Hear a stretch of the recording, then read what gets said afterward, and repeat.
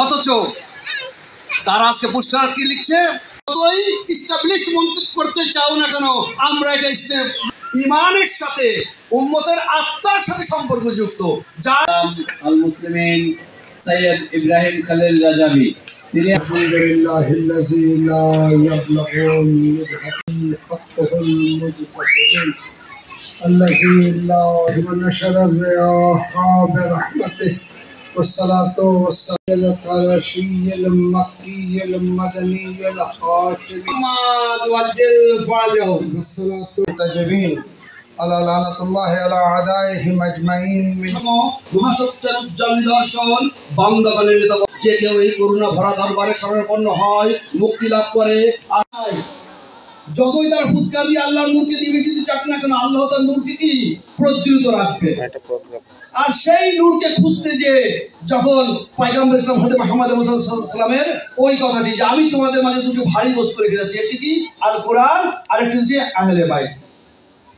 তাহলে সেই আহলে বাইত, সেই নূরের ধারা খাতুনে জান্নাত বিবি জাহরা সাল্লাল্লাহু আলাইহি এবং মাওলানা কায়নাত আমিরুল মুমিনিন আলী ইবনে আবি তালিব আলাইহিস সালামের কি সেই নূরের ধারা থেকে ইমাম হাসান, ইমাম হুসাইন, ইমাম জয়নুল আবেদিন আলাইহিস সালাম, ইমাম বাকির আলাইহিস সালাম, ইমাম জাফর as-সাদিক আলাইহিস সালাম, ইমাম মুসা কাযিম আলাইহিস সালাম, ইমাম রেজা আলাইহিস সালাম, ইমাম তাকি আল-জাওয়াদ আলাইহিস সালাম, ইমাম হাদি আল-নাকি আলাইহিস সালাম, ইমাম হাসান আলাইহিস সালাম। আর আমরা দেখতে পাই 255 হিজরিতে মহান আল্লাহ রাব্বুল আলামিন তার ইচ্ছার পরিপূর্ণর বহিঃপ্রকাশ যে নূরের মাধ্যমে ঘটালেন, সেটা হচ্ছে আর অন্য কেউ নয়, আমরা যে যুগে বাস করছি আমাদের এই যুগের ইমাম, আমাদের সকলের মাওলা, আমাদের সকলের মালিক ইমাম মাহদী আল্লাহুম্মা সাল্লি আলা মুহাম্মদ ওয়া আলি মুহাম্মদ ওয়াজ্জিল ফারজাহু। এই নূরকে কি এই নূর আল্লাহ রাব্বুল আলামিনের সেই ব্যবস্থাপনাকে প্রতিষ্ঠিত করবে পরিপূর্ণভাবে কি এই জমিনের বুকে।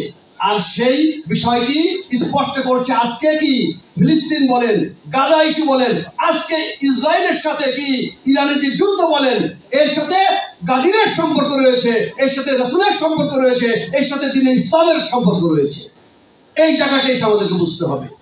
এই জায়গায় এসে যখন আমরা বুঝতে চেষ্টা করব, তখনই আমরা হয়তো মুসলিম জাতির ভিতরে একটি ঐক্য দেখতে পাবো। এছাড়া আসলেই ওই এজেন্টের দ্বারা, ওই সিআই বা আমেরিকা বা ইহুদি ওই তাগুতি শক্তির এজেন্টের দ্বারা এই মুসলিম জাতি আজকে শততা যে বিভক্ত, এই বিভক্তকে বুঝতে গেলে অবশ্যই গাদিরের বায়াতের ছায়া করে আসতেই হবে। গাদিরকে কি অনুশীলন করতে হবে, চর্চা করতে হবে। গাদিরের শিক্ষার আলোকে কি আমাদেরকে এগিয়ে যেতে হবে। কারণ এই সেই আলোচনাগুলোই আমরা আমাদের মুরব্বীদের কাছে শুনবো। আমি সরাসরি এখন সেই জিয়ারত পাঠে চলে যাই। এই জিয়ারত পাঠের মাধ্যমে আমি আমার বক্তব্য সম্পন্ন করব। আর আমি অনুরোধ জানাবো হুজ্জাতুল ইসলাম আল মুসলিমিন সৈয়দ ইব্রাহিম খলিল রাজাবিকে এবং আমাদের যে মেহমান প্রধানমন্ত্রী মাশাইখি সাহেবকে, যে আমাদের এখন আমাদের উপরে কি দায়িত্ব এসেছে, আমাদের করণীয় কি। যার যার অবস্থান থেকে, প্রত্যেকের অবস্থান এক না, প্রত্যেকের পরিসর এক না, অর্থাৎ যার যার অবস্থান, যার যার পরিসর থেকে আমরা কিভাবে আমাদের দায়িত্বকে সম্পন্ন করবো, ইনশাআল্লাহ অবশ্যই তারা সেই দিক নির্দেশনা দান করবেন। তোমার কাছে প্রার্থনা করছি, মুহাম্মদ এবং আলী উভয়ের উপরে সালাম, এর উপরে দুরূদ বর্ষণ করো। সালাত আমিন।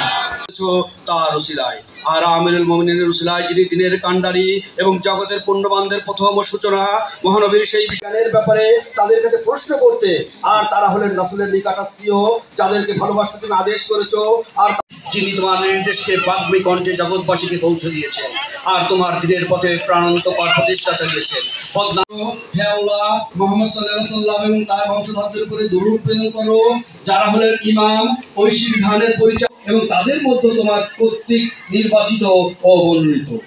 তারা তোমার সৃষ্টির মধ্যে সবচেয়ে ঈদে গাদিরকে বোঝা এবং ঈদে গাদিরের মাধ্যমে ঈমানকে পরিপূর্ণ করার।